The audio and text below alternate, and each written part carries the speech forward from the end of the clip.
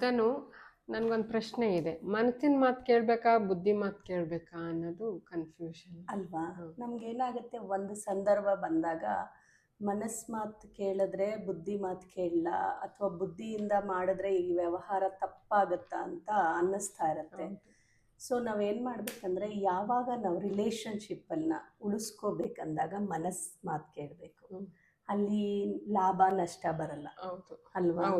ಒಂದು 10 ರೂಪಾಯಿ ಹೋದ್ರೂ ಚಿಂತೆ ಇಲ್ಲ, ನಮ್ಮವ್ರು ನಮ್ಮ ಜೊತೆಯಲ್ಲಿ ನಮ್ಮ ರಿಲೇಷನ್ಶಿಪ್ ಚೆನ್ನಾಗಿರಲಿ.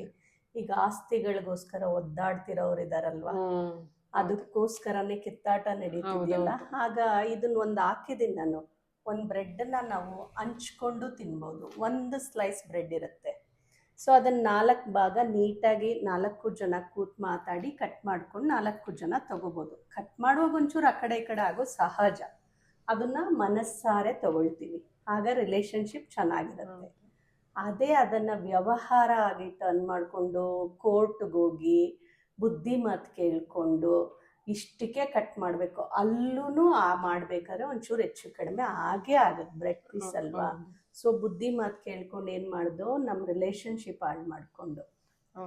ಸೊ ಯಾವಾಗ ರಿಲೇಷನ್ಶಿಪ್ ಬೇಕು, ನಮ್ಗೆ ಚೆನ್ನಾಗಿರಬೇಕು ಅಂದಾಗ ಒಂಚೂರು ಆ ಕಡೆ ಈ ಕಡೆ ಆದರೂ ಪರವಾಗಿಲ್ಲ ಅಂತ ಮನಸ್ಸು ಮಾತು ಕೇಳಬೇಕು.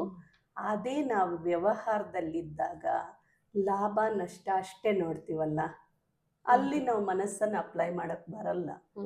ಯಾರಿಗೋ ಇವಾಗ ನನ್ನ ಲಾಭ ಬರ್ಬೇಕಾಗಿರುತ್ತೆ, ಆಯ್ತು ಮನ್ಸಾರ ಬಿಟ್ಕೊಟ್ಬಿಟ್ರೆ ನಾವು ಬದುಕೋದು ಹೇಗೆ? ಸೊ ವ್ಯವಹಾರದಲ್ಲಿ ಬುದ್ಧಿನ, ಸಂಸಾರದಲ್ಲಿ ಮನಸ್ಸನ್ನ ನಾವು ಮಾತು ಕೇಳಬೇಕಾಗತ್ತೆ. I hope it is clear. So ಇದ್ರ ಬಗ್ಗೆ ನೀವು ಒಂದ್ಸರ್ತಿ ಗಮನ ಕೊಡಿ. ನೀವು ಎಲ್ಲಿ ಮನಸ್ಸನ್ನ ಅಪ್ಲೈ ಮಾಡ್ತಿದ್ದೀರಾ, ಬುದ್ಧಿ ಅಪ್ಲೈ ಮಾಡ್ತಿದ್ದೀರಾ ಅಂತ ಒಂದಿನ ಸೆಲ್ಫಿ ತಗೊಂಡು ನೋಡಿ. Thank you all.